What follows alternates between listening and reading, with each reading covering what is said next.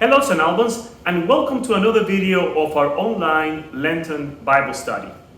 Today we will talk about two books, the book of Tobit and the book of Baruch.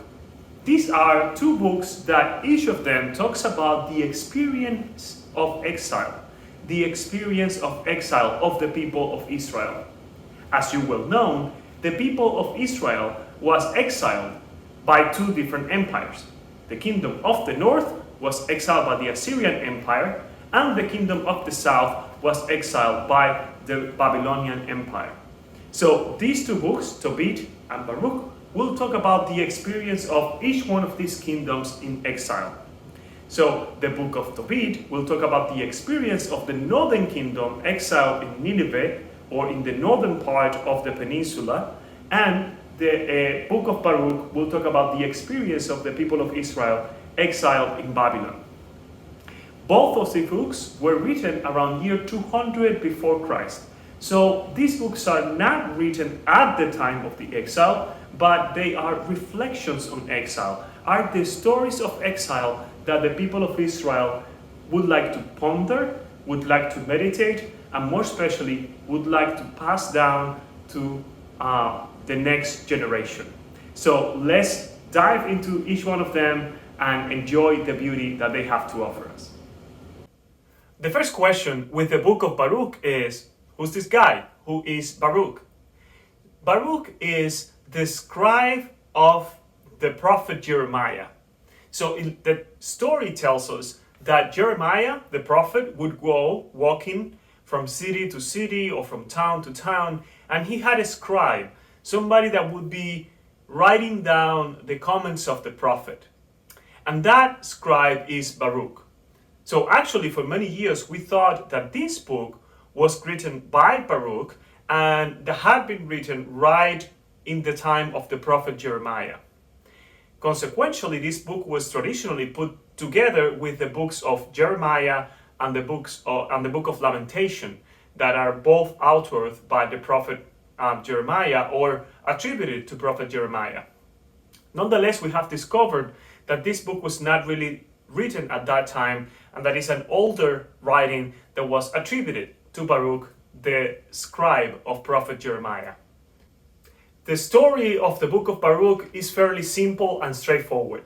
We have Baruch talking or reading his thoughts, his meditations, his ideas about exile to the kingdom of Babylon, and also to the exiled people in the diaspora in Babylon. So he's talking to the king and to the exiled people of Israel. And they react to his preaching, they react to his writing by sending gifts and a letter to Jerusalem, probably sent by the hand of the prophet. And that simple action is the story of the text. What is very interesting, though, about this letter that is sent to Jerusalem is that it's a letter of confession. And this confession is not a personal confession of sin. It's not the sins of Baruch or the sins of the king or the sins of the person next to them.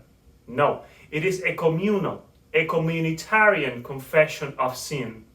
So this book is going to point us to the communitary effects, the communal effects, the wider effects of sin. It is trying to put the responsibility for exile not only in the conquering people, but also in the sins of the people of Israel. It is somehow telling us that sin has not only a personal consequence, but also has a communitarian consequence. You might be invited to think how this connects to the communal confession of sin that we do every Sunday in the Eucharist. Every Sunday in the Eucharist, we say that we confess to have sinned in front of God and in front of our brothers and sisters. We don't say I, we say we. It is a communal confession of sin because even though we're standing individually before God, we know or are unaware that our communal responsibility and our communal sin are also equally important. So by the reading of this text, you will be invited to think about how the sins that you commit have an effect in the community around you, in the people around you. The book of Tobit is very interesting for us through a different lens. Equal to the book of Baruch, this book is written around the year 200 before Christ and is a reflection on the experience of exile.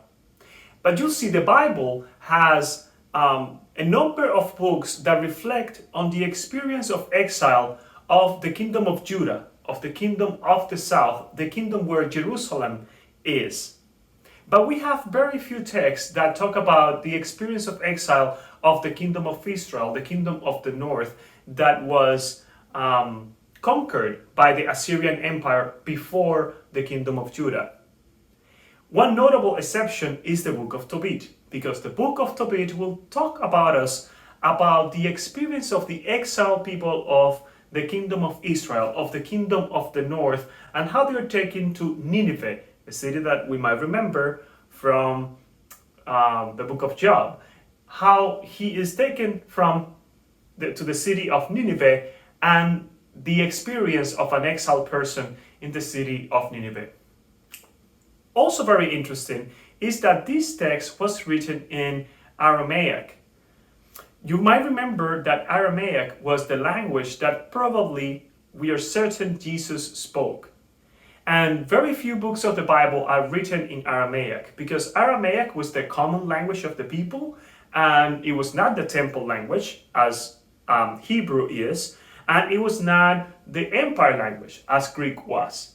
For many years we thought that this book was written in Greek because the only copy that we had of the book was in Greek. But in the Dead Sea Scrolls, we did find an older copy of the book written in Aramaic, which has led us to believe that the book was originally written on the language of the common people, on Aramaic, and later translated into Greek to be taken into the diaspora communities outside of the Palestinian peninsula.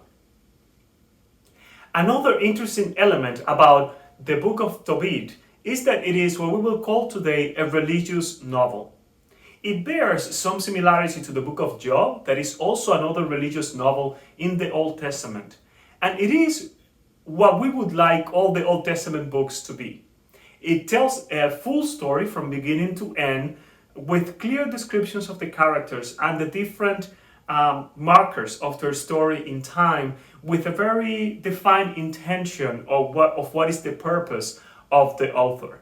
So it reads for us in modern times as a very delightful text to read, because it's written in a way that is more familiar to the ways in which we write today, by being a novel and not in all forms that are less familiar to us.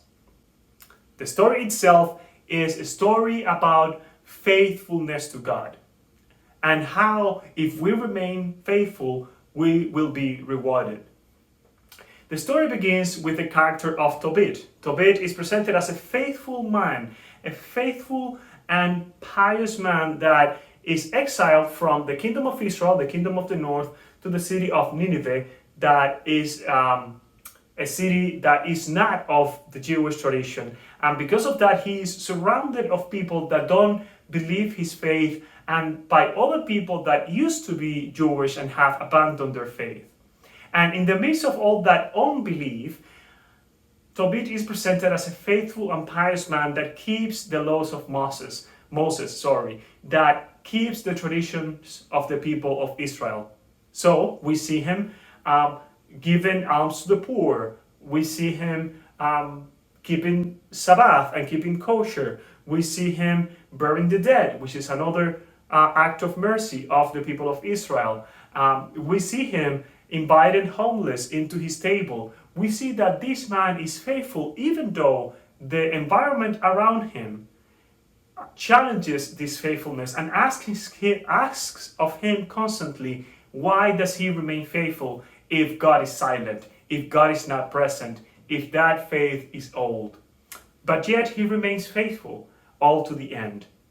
And in that faithfulness, he experiences yet another challenge because he becomes blind.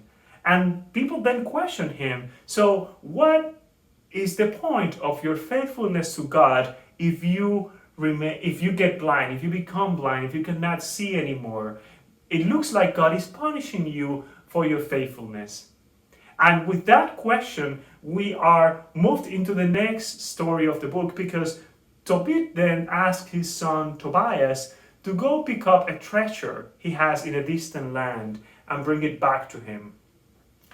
And before that, he prays to God that Tobias will be kept safe on the trip, safe on the travel. And a friend comes in and accompanies Tobias in this trip. You and I, the readers, know that this friend that is coming in is actually the Archangel Raphael. But from the perspective of the book, the characters don't know that this friend is also a celestial figure, is also Archangel Raphael. So they go into the foreign land and they get to the place where the treasure is, and there he meets Sarah, a beautiful woman, and falls in love with her, but turns out that she is possessed by some demons, and then Raphael helps him to get rid of the demons, and they marry and come back. And then Raphael gives to Tobias a fish and the gall of the fish, and he makes a concoction, and after the orders of Raphael, and with that he heals the blindness of his father, and they all praise God together. So the faithful Tobit that has kept the faith for all these years, in the midst of all these problems and all these challenges, is eventually crowned and blessed with the presence of his family, of the treasure that he wanted his son to go find, and also the special presence of God in the Archangel Raphael that is presented to them at the end of the book.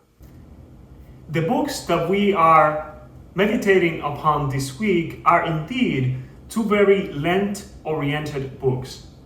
The book of Baruch that we talked about initially is a book that invites us to reflect in the communal aspect of our sin, in the responsibility that we have for the community that we live in, and how our lives have an impact not only in our personal journeys, but also in the people that walk with us. It invites us to think about how when we come to God, we are never really alone, and how what we do, good or bad, has an effect in people around us, certainly our family and friends and the wider community, our church, our town, our city, our country, and our human family. The other book, the book of Tobit, is this beautiful story and praise of faithfulness, and invites us in this Lenten journey to remain faithful to God even when challenges come our way. What a beautiful message for Lent.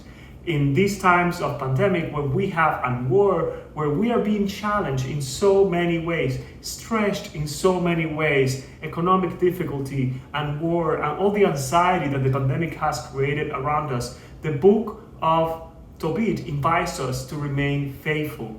And to remain faithful to God, particularly in the ways that Tobit is doing it. By almsgiving, by prayer, by keeping the traditions of God, and by remaining faithful to his family and friends. What a beautiful message for this Lenten journey that we are in.